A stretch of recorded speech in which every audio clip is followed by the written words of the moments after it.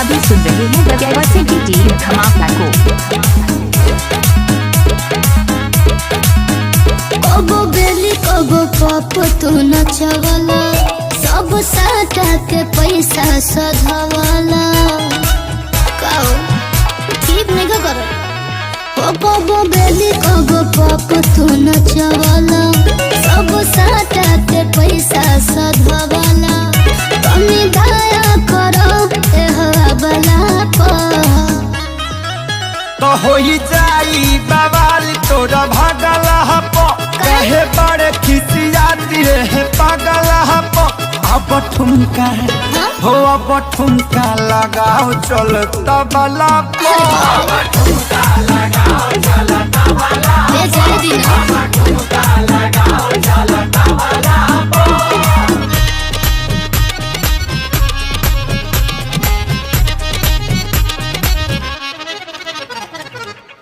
इलाका किसे का हो धमाका, दिवाकर दीवाना भाई का ही होगा।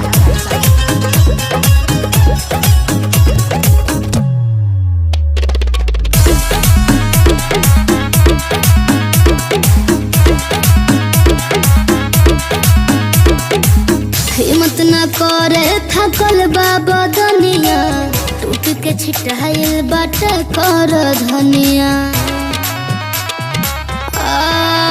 अलग दागे कमरिया ही दावत रहम, सब लोगवन के मन बहलावत रहम। आँख मारे जिया झरे हवा गला पर। तो होई जाई बवाल तोरा भागला हप, कहे बड़े खिसियाती है पागला हप। अब ठुमका अब ठुमका लगाओ चल तबला पे। अब ठुमका लगाओ चल तबला पे। अब ठुमका लगाओ चल तबला पे।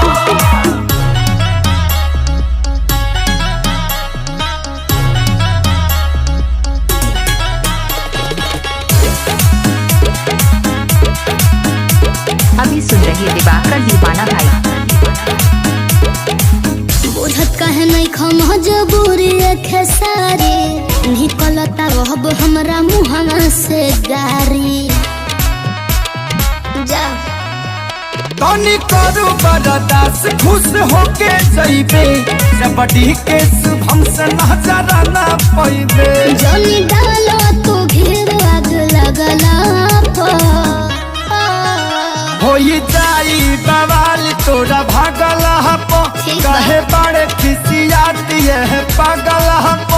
अब ठुमका अब ठुमका लगाओ चल तबला पे।